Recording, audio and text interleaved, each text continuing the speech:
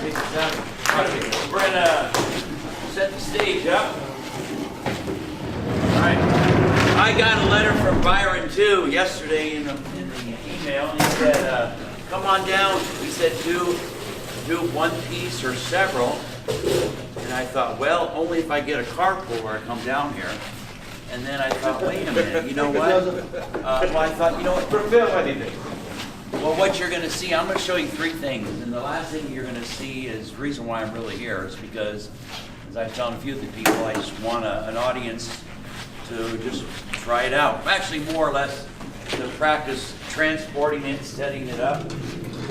I'll talk about that in a moment.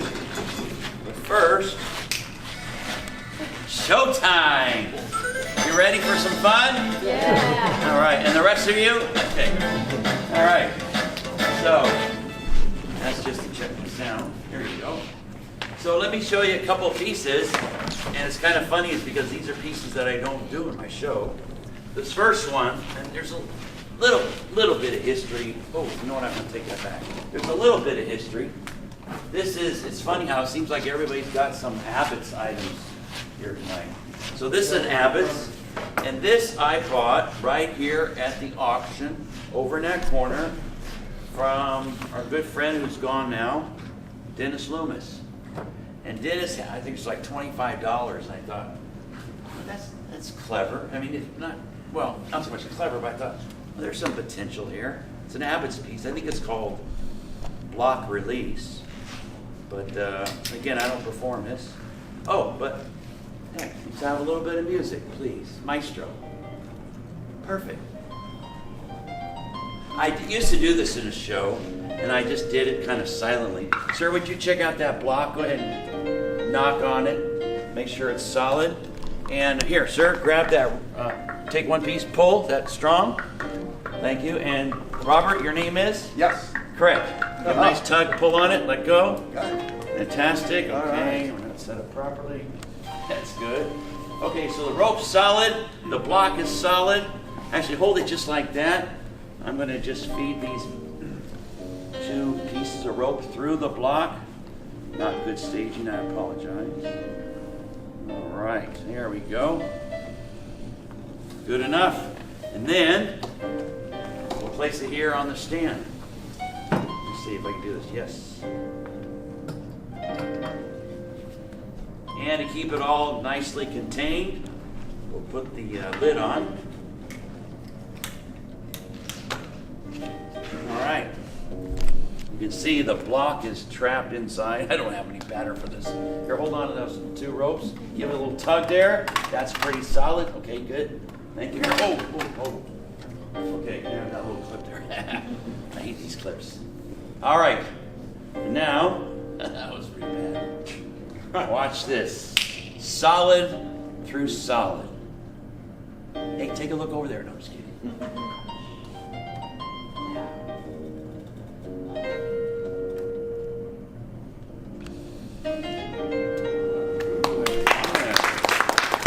Oh, no, please don't stop. I'm going to tip this because it's just so cool. Anyone have any ideas how it's done? Huh? Oh, why not? Here. Why not? Check this out. Actually, here, you hold that for a second. I should probably do this on the table. But this is a gimmick piece right here. And it sits right inside the top piece. That's the part that got me. Yeah, is that right? Now you know the secret. Yeah. And then there's just two nails right there which grab the rope and kind of hold it. I should have done this on the table. So that's there. So then, and this is a little tricky part. So I remember I would hand the block out. I would show the block. Actually, I didn't hand it out. I knock on it. Sir, I would have the kid knock on it. Then I would set it down. Then I would, I'd take the rope, do the rope first, grab one, and I found the kids they yank on the rope and they wouldn't give it back. So I have to kind of manage that. So I take one back, and then this one goes here, and I just make a loop like this, okay? And these go through. It's a little awkward, all the handling. But this is the awkward part, but that's why you need a table for it. So then I was playing with this today. I've done this for so long. So what I could easily do was just lay it in my hand like this on my palm to show it. Then when I pull a little bit, that goes inside. It's all set. Then when it goes on the stand, you pulled on the ends, and what happened was the rope comes out like that, like that. Can you see it okay? Here, let me do it up here. That's it. That, there. And then these sit on the nail heads. Right? And then, oh, that's right. Now you pick it up. They weren't looped, they were just hanging over each other. Yeah, they were, yeah. They weren't looped. Yeah, they were. No, they weren't looped. They were just, one was, Folded. yeah. Yeah. Then I can pick it up and show both sides. I guess as I set it down, I can then trip the lever. Now that piece is here. I have to make sure when it falls flat, doesn't fall sideways. So I don't really have a routine for it. Again, I think doing this to jazzy music is nice, but it's one of those pieces. So as I pull it out slowly, I want to make sure that falls. Oops, he did fall straight. So I would just touch it a little bit and then bring it out. There you go. Abbott. This next piece is an Abbott's piece, but this was made by a friend of mine, and many of you knew of him, Paul Burleson, Oh, yeah. who built a lot of props. He had this in a cabinet, and so he built it. It's an Abbott's piece. But I said, wow, I would love to have this. So I bought this from him a few years before he passed away. It's called Hole-in-One. Anyone here not familiar with Abbott's Hole-in-One? Okay, well, here we go. Let's try this. And again, it's kind of a puzzle piece. I've never performed this in a show. I don't really know yet how I would perform it, but okay, so we got some rubber balls here, sir. Orange, a green ball, a red ball, a multicolor ball, a yellow ball, and a blue ball. If these were kids, I would say, kids, what color is this? They say, Green. what color is this? Yellow. And what color is this? Blue. Blue and? Red. Now, parents, do you remember when your kids were really little and they couldn't pronounce words like red, blue, yellow, and green, but they could say wed, boo, wello, and geen. And the kids would say that. I look at the parents who they grow up so fast, don't they? So, that's fine. So. Steve, since you're there, choose a color, any color you like. Wello. Wello. Oh. Not bad. It's yellow. Oh, Yellow. sorry, thanks. You play golf? Badly. Badly. Well, that's perfect. So do I. And I was pretty lucky. I've gotten a hole-in-one twice when I played golf. Let's see if, I'm just making up this pattern. Let's see if you can get a hole-in-one. Your ball is yellow. But like my golf game, I kind of play at night when no one can see me playing. So I'm going to just cover things up like this.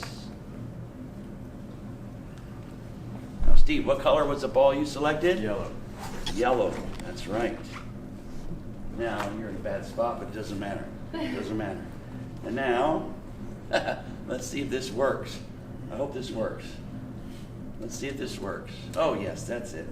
Wrong. There we go. Just say the magic words. Hole-in-one. I think it worked.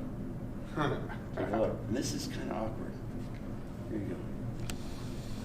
Wow. Isn't it amazing? Amazing.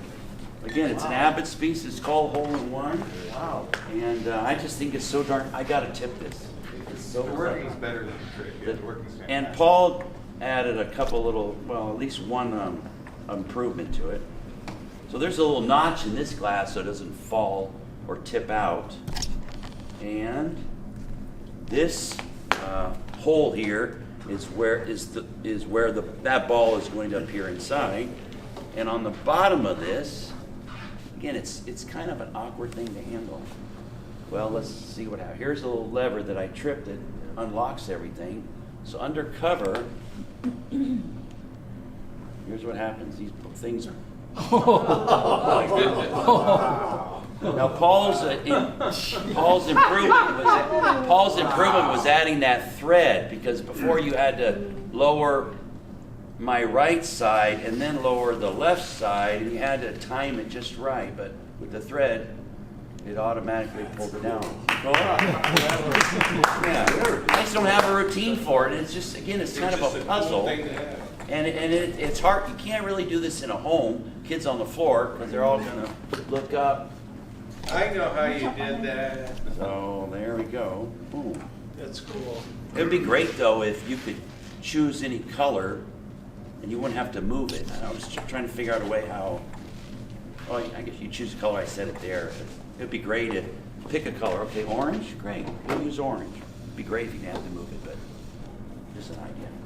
And then Paul did all beautiful, beautiful paint job. He used acrylic paint. So, yeah, I always wanted to buy this from him. So that's one of the pieces of apparatus. It's funny, I brought two things tonight that I don't really do. That's great. But it's an apparatus. Yeah, working. It works clever. Yeah. Okay, so that's hole in one. All right. Okay, now, the reason why I'm here tonight is, well, my show. Last year I performed this in my show for Bruce T. Feathers, and I added something to it.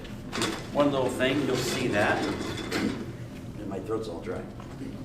So pretend that you're at the show, and I performed, the comedians performed, now I'm going to do one more piece, and so we'll get right into it that way. Let's see, we're all set. I think we're all set. You'll recognize what this effect is. Everything you see I've made on my own. I spent months working on that. And these things, I spent all summer working on these things. So I'm going to catch my breath. You all set? Oh, no, we're not. We're on? Oh, there's just, okay, good. That's fine. Okay. Well, thanks again for being here tonight, because as you know, we're here to raise money to send care packages to our troops, the men and women of the armed forces who have dedicated their lives to protecting the freedoms we enjoy and often take for granted. Fortunately, our nation has a symbol to remind us of our freedoms. Freedoms found in the Bill of Rights, the Constitution, and the Declaration of Independence. I got it right now. And that defining symbol is our flag, Old Glory. The red, white, and blue. And these three colors were chosen deliberately. And each color holds a special significance. Red. Red reminds us of the courage and sacrifice that it took to make our nation free. White. White symbolizes purity of purpose.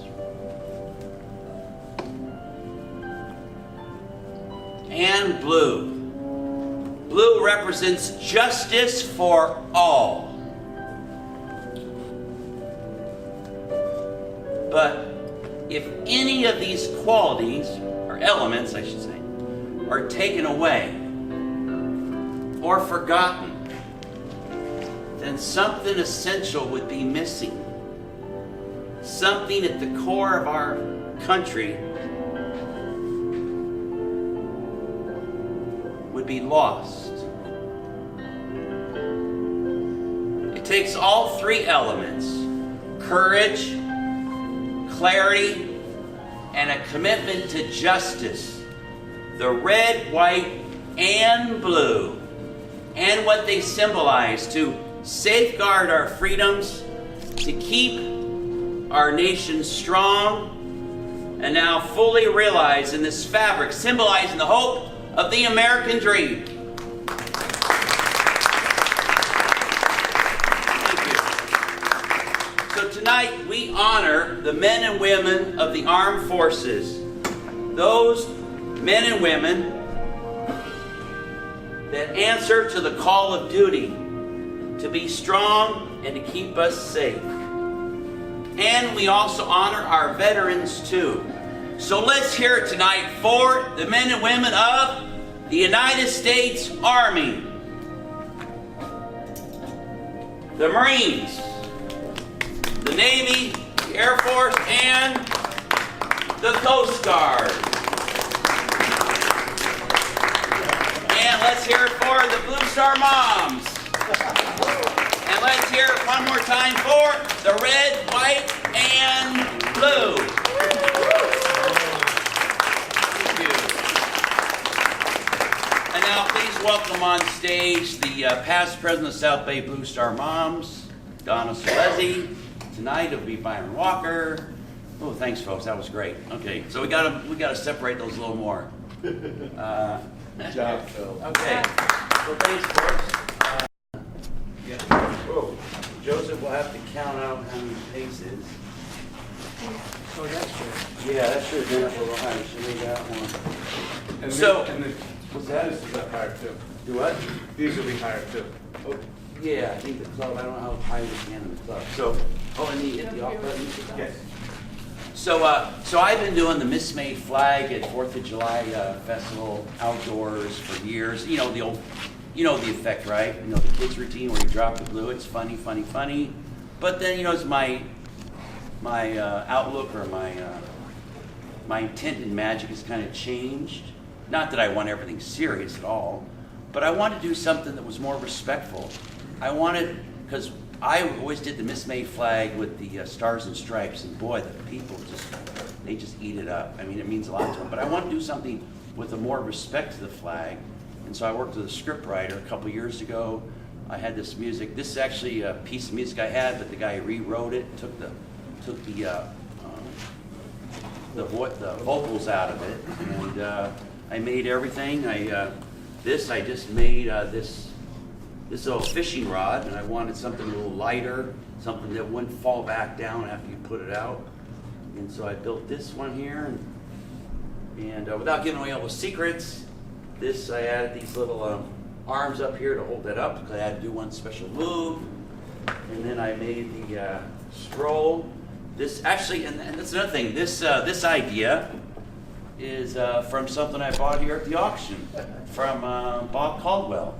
It's I guess a mazel tube or whatever is something that David Ginn sells, but there's a giant,